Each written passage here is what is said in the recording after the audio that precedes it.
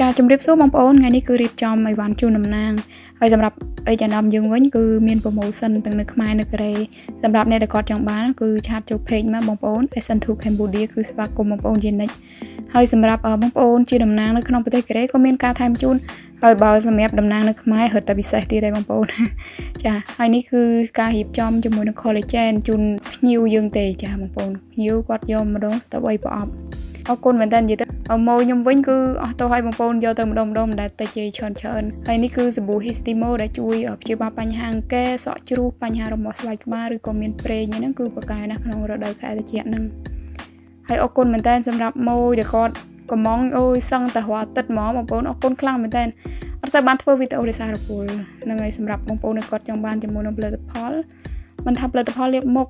ចាកក់សក់ម្សៅដោះធ្មេញនិយាយទៅគឺគ្រប់បែបយ៉ាងណាបងប្អូននៅ page SN2 Cambodia គឺមានទាំងអស់សម្រាប់អ្នកដែលគាត់ចង់បានកុំភ្លេចឆាតចូល page ណាបងប្អូន